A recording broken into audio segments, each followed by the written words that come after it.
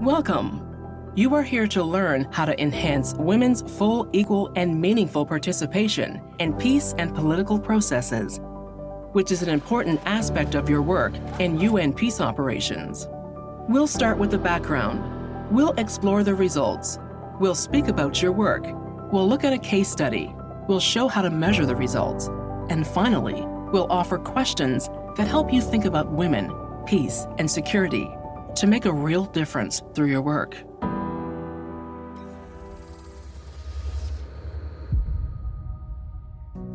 The disproportionate impact of conflict on women and girls is widely recognized. But women also write another story, the story of agents of change. Beyond just surviving conflicts, women actively resolve them. Security Council Resolutions 1325 and subsequent resolutions affirm the important role of women in preventing and resolving conflict and stress the importance of their equal participation and full involvement in maintaining and promoting peace and security.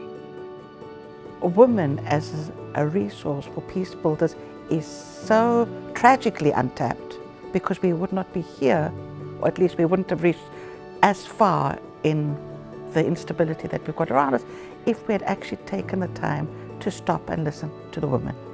La résolution 1325 du Conseil de sécurité nous implique dans la gestion, dans la protection, dans la consolidation de la paix.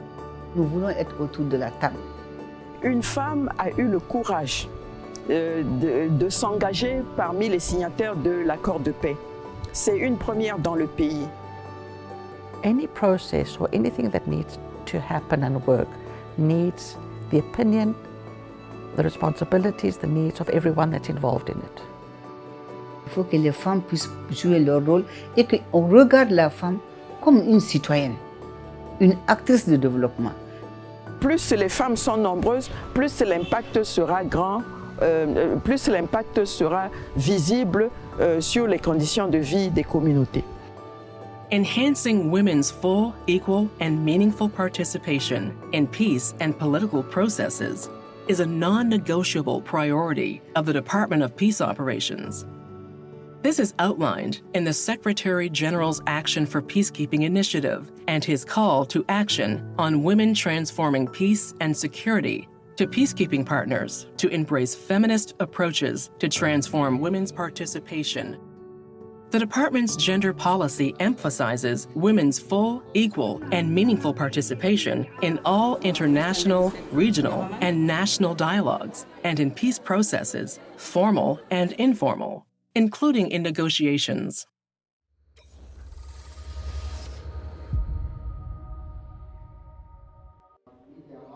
There is a wealth of proof that engaging women in peace processes leads to more durable peace.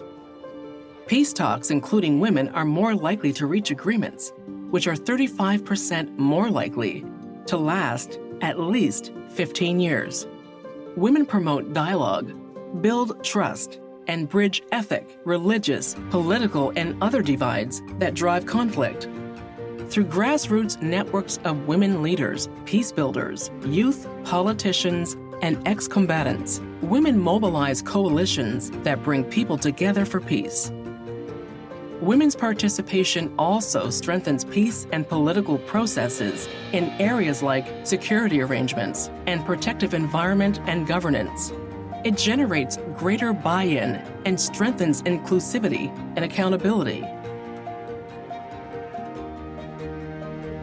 Ici à Gao, tout le monde était parti. Par exemple, les hommes, parce qu'ils avaient des difficultés. Donc les hommes étaient partis, laisser les femmes à elles-mêmes. C'est elle qui peut aider à changer les mentalités et le comportement. C'est pourquoi nous avons initié ce qu'on appelle les cases de la paix. C'est pour que les femmes entre elles commencent à travailler, à communiquer, à se donner des informations, à élaborer des stratégies. Nous avons des femmes arabes, nous avons des femmes tamashek, nous avons tout le monde. Donc avec cette plateforme, vraiment, ça nous a relevé de nos défis. On a trouvé un financement avec la MINUSMA, on a fait beaucoup de sensibilisation. Ça m'a permis d'être conseillère municipale parce qu'elle nous a formés sur le leadership.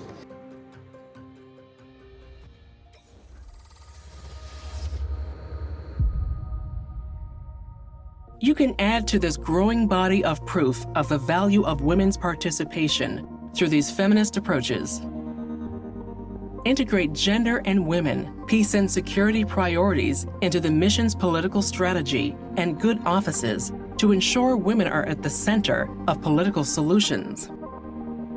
Support conflict resolution efforts and mechanisms led by a diverse group of women at all levels. Invest in strategic partnerships with women leaders, networks, and organizations. For example, support coalition building, help define an agenda, and lobby for its inclusion in the peace process. Create partnerships with key actors for advocacy and support on women's participation. Encourage quotas for women in political bodies, including in negotiator, facilitator, and mediator teams. Allocate resources for integrating gender and women, peace and security into policy, program, or projects. Collect, analyze, and use gender data to enhance policy dialogue and advocacy, and to inform strategic planning and evidence-based decision-making. Ensure women's experiences, understanding, and expertise inform your work. Create space for local governments to consult with women leaders, grassroots networks, peace builders, and civil society. Build the capacity of women seeking to participate in peace processes. Where mandated, support efforts to promote women's full, equal, and meaningful participation in electoral processes. Taken together, these measures have the power to help secure lasting peace.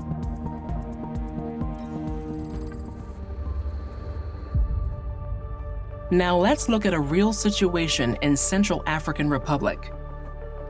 In February 2019, women for the first time participated in the African Union-led peace talks, including having a woman ex-combatant as a signatory to the political agreement.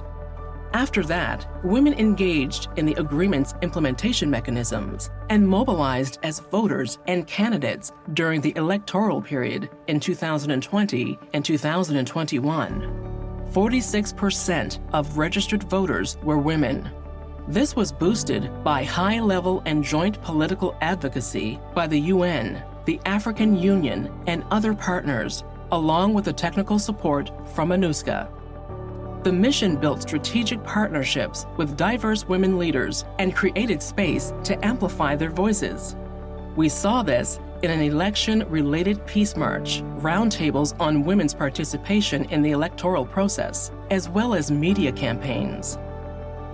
Thanks to the mission's support, the country's electoral code now includes a 35% women quota on political parties' nomination lists. There's more to the story, though.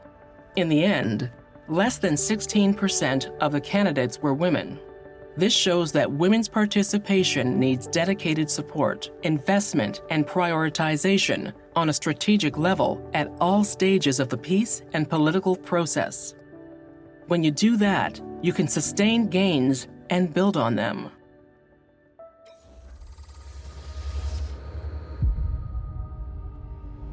There are many ways to measure impact. For example, look at the percentage of women in elected and appointed positions, including in national and provincial assemblies and in local leadership committees. Examine the percentage of women participating in peace negotiations and implementation mechanisms. Ask how many women are ministers out of how many ministers overall, and also ask how many women occupy leadership positions in political parties. Which national policies or action plans specifically target increasing women's involvement in state institutions via election, quota, or other process?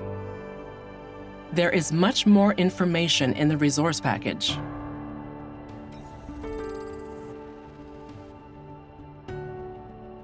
Let's conclude with questions for you to keep in mind. How has the overall peace and security situation impacted men and women differently? How is women's participation at all levels of the peace and political processes? What measures can we take to promote the participation of women?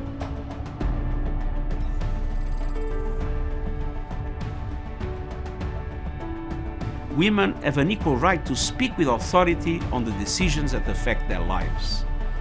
This is how we will ensure that decisions are inclusive and reflect the needs of the entire population. We need to work together with vision and determination to make equality happen. We must transform social norms. We must put in place laws and policies to support women in leadership, including special measures and quotas with ambitious targets, and do far more to appoint women to high-level positions. This is a job for all of us. I look forward to working with all of you to advance women's leadership, to achieve women's rights, and to build a future based on equality and dignity for all. Promoting women's full, equal, and meaningful participation is a core priority of the Department and the United Nations, because women can drive political solutions and help achieve lasting and sustainable peace.